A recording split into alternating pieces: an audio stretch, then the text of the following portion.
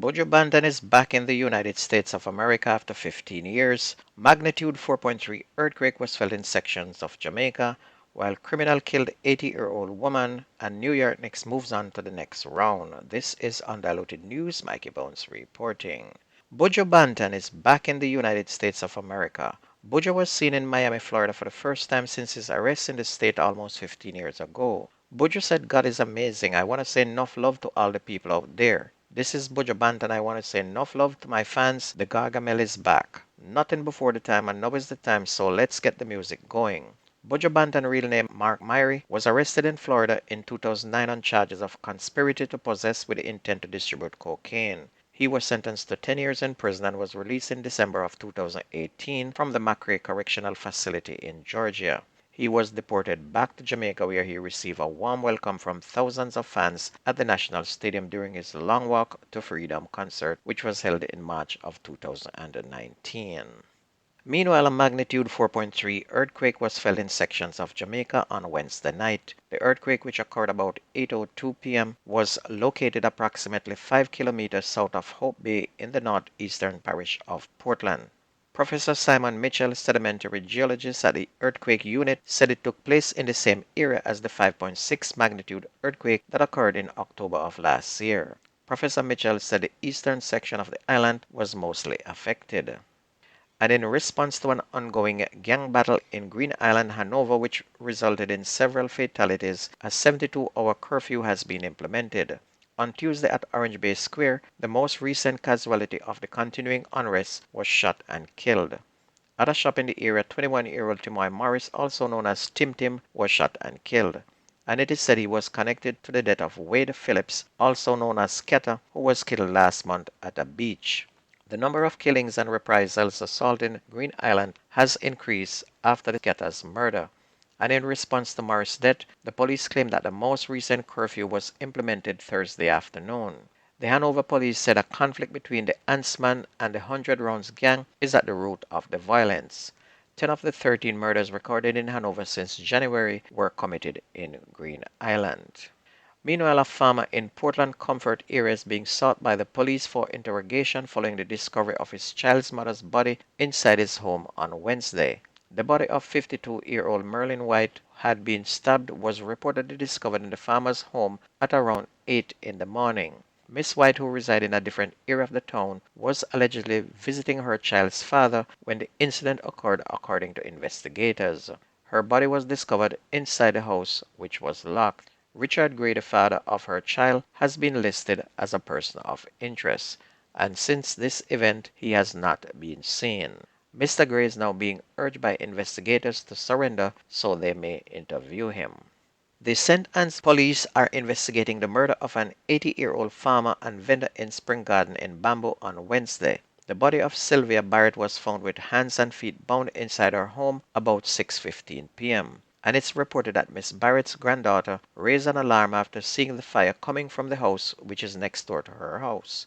The fire, which was confined to the living room, was quickly extinguished by residents. Firefighters conducted a cooling down exercise, and during checks of the house, Miss Barrett's body was found in the dining room. Her hands, which were above her head, were tied with electrical wire, as well as her feet. Senior Superintendent Dwight Powell, commanding officer of the St. Anne's Police, said there is no motive for the murder, and he's appealing to anyone with information to contact the police. And you want to tell me that something wrong with Jamaica? You're talking about an 80-year-old woman. She had only a few more natural years, and nature would have surely taken its course, and them just couldn't wait. What a wicked set of people, them. Another Bay was the scene of the weekend murder of a man who was wanted in connection with a double homicide that occurred in St. Mary last year. He's Lamar Hunter, a 22-year-old who goes by the name of Tubby and lives in Junapen at Another Bay in St. Mary. Residents of Junapen reported they phoned the police after hearing gunfire early on Saturday morning, according to investigators.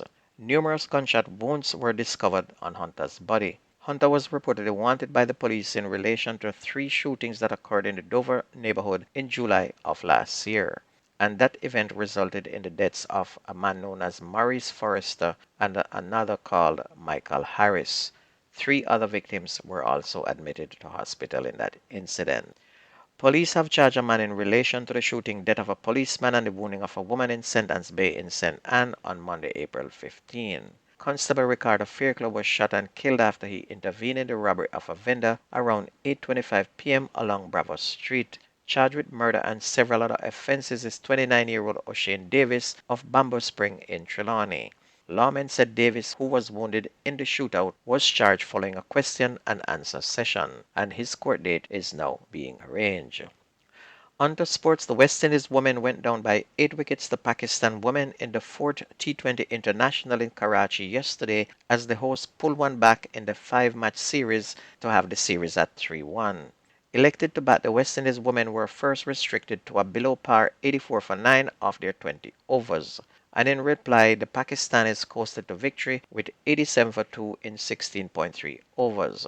Opener Ayesha Zafar top scored with 42 not out, while Gul Feroza was left unbeaten on 21. The fifth and final T20 International begins today in Karachi, starting at 9:30 a.m. Jamaica time. And for the men, the West Indies A have taken an unbeatable 3-1 lead in their five-match T20 International Series against Nepal after a 28-run win in Kiritpur on Thursday.